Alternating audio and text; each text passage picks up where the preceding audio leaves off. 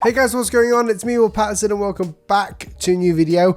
Bit of a different one this time. I don't know if you guys know, but I'm a hand lettering artist, and I posted this image out or something similar with a different background of some lettering that I did all in the iPad. And you guys wanted to know how I got this sort of depth effect and how I made this look really strange and funky and giving something relatively simple a bit more depth. So in this video, I'm going to be showing you how you yourself can get these cool depth effects inside of your lettering and how it can be done really easily, what you need to get to do it, and basically learn the art of creating something really cool. So to first understand what I've been doing is I've been taking a shadow brush. So I've got a brush from a guy called Ryan Hamrick, and he's a hand lettering artist on Instagram. I bought this brush pack a while ago. I'll try and find it or link it down below.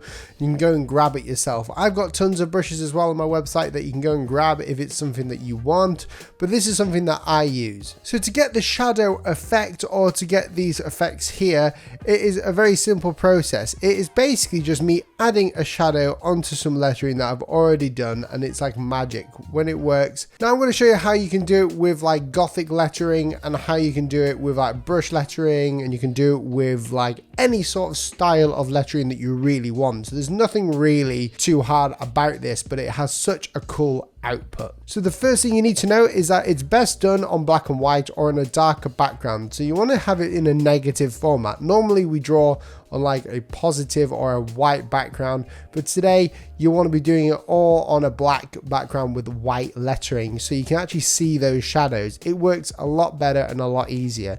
You can then invert them after if you like. So for instance, you can invert this, and change your background to white. Ooh, if I can get the right one. And you can get this weird sort of effect here if you really want it, but it generally works best when it's in black and white.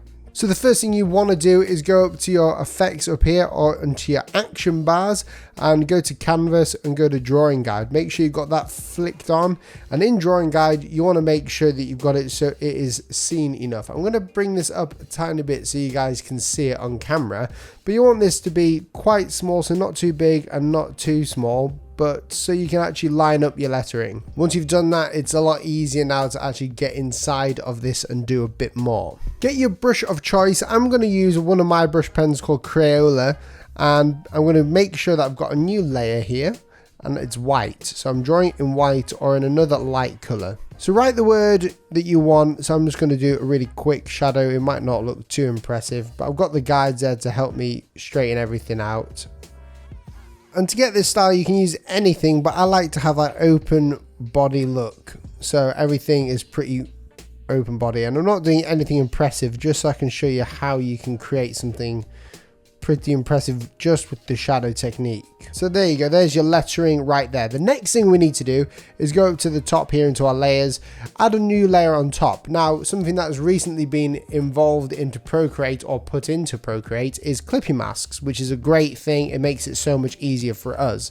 So go to that new layer, click on it again, and you'll get this sidebar that pops up. Press clipping mask, and what that does, for anyone who doesn't know, is anytime now that I was to draw on this layer, it's only going to affect the layer that's been drawn on underneath. So it's clipped on, and you can see there I've got this blue brush, and anytime that I sort of draw on this layer, it will only show on the layer underneath that's been drawn on.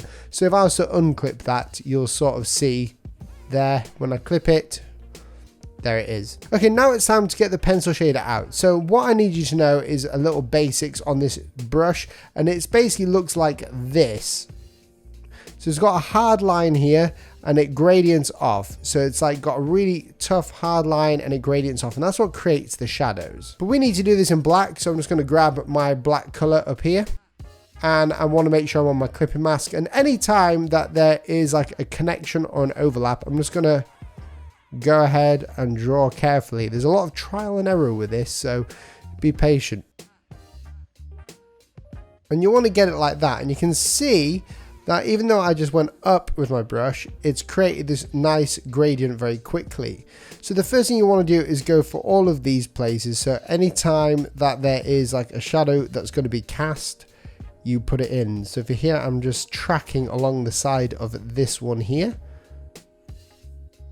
And if I can get it right, sort of like that. On the connection from the A to the D, there's also something hiding behind there, so we can just like track the D here. We can track this one.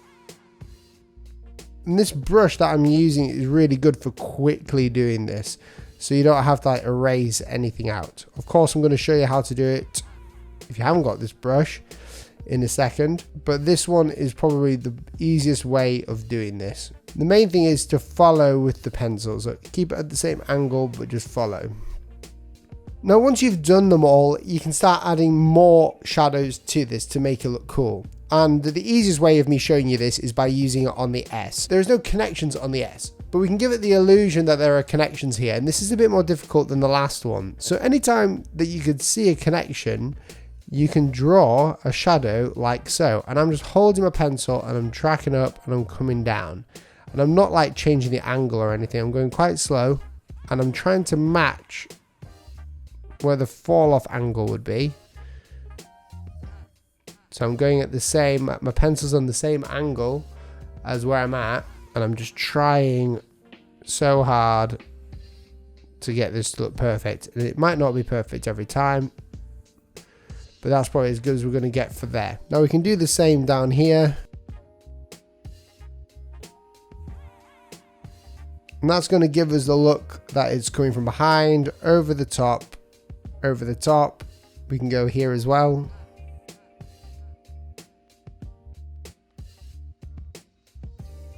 And that's basically a rough way of doing it. You can do it in all areas. It's more difficult on here because you have to really use your imagination and time and practice, but you can get the gist of how these letters are done. Now, if you don't have this brush and you can't get one, don't fear. It's pretty easy. All you have to do is make sure this works. Is you can use other things such as a noise brush. So the other way is doing the same thing with the clipping mask. So just on a new layer, you can just go ahead and add some noise and gradient it out as you will. This gives you a bit more control as well, but then you've got to actually erase away that part. And I use this most of the time just because it does give me more control, and I'm just basically erasing parts that I don't want in there. I can do for the same up here, so create like this, gradient them out on both ends, and then with my eraser I'm coming over the top. And after a million times of trial and error, you'll get one shadow that looks pretty well. So that's one way of doing it as well without using the angled pencil shader. Another thing that you guys were looking at and I thought would be cool to show you is how to get this cool texture effect. Texture means the actual texture of the lettering, so how it feels on the inside. You can imagine touching it. It's a bit weird, it looks a bit wet, it looks a bit gritty, it doesn't look perfect, but it has something consistent about it.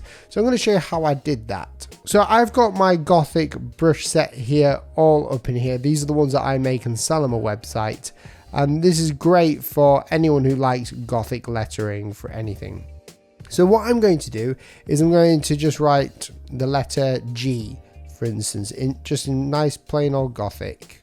I'm going to actually increase the size of this so it makes it easier for me. Okay, so we've got the G. We'll just do the word go, okay, because he's got pretty similar attributes. When you want the texture effect to be different to the one that's inside of here, I only use this brush pen or this Gothic brush pen as like my tracer. So basically it's just like a guide for me to draw over. And this is the great thing about Procreate. You can draw over it very easily without disturbing your actual process or your lettering. So I just go ahead, click up here, I add a new layer, and then I change the opacity of the layer below to something so I can just see it. I go here and I'm going to go and pick out a brush pen. And in my artistic one, I've got a wet acrylic brush pen that I've edited. So I've got a bit of streamline on there, and I've also gone ahead and changed it so in the pencil you can change the size. So it's a variable sized one, and this gives me a really cool effect when you pile it on top of each other. You can create that for free, but all I'm going to do is I'm just going to go ahead and trace this. Now when I'm tracing this, I'm using straight lines mainly, and I'm holding with my other finger, and this constrains the angle of what I'm drawing. So I'm just going to draw up, and I'm using a very thin brush, so I'm not pressing down on it. And I'm just letting the texture take effect.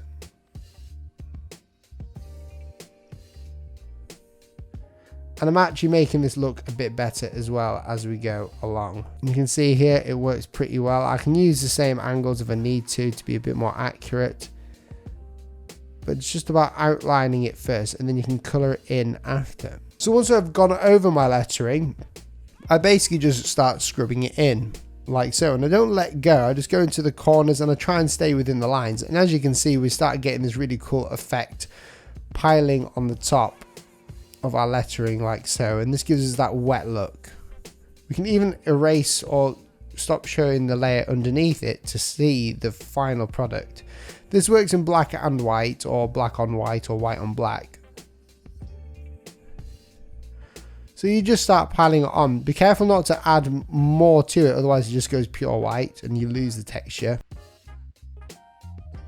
And there we have our painted version. Now all we need to do now is add that pencil shader, or that, you know, shadow that we were doing before. So new layer, clipping mask, pencil shader, go to black, make sure it works, increase the size of that bad boy. And here all I'm going to do is add some more of these shades.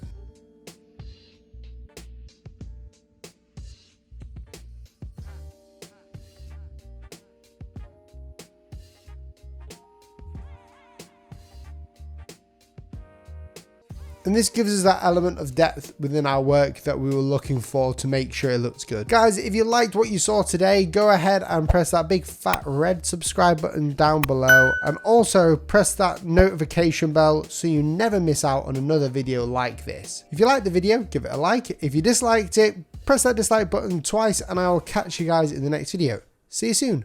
Goodbye.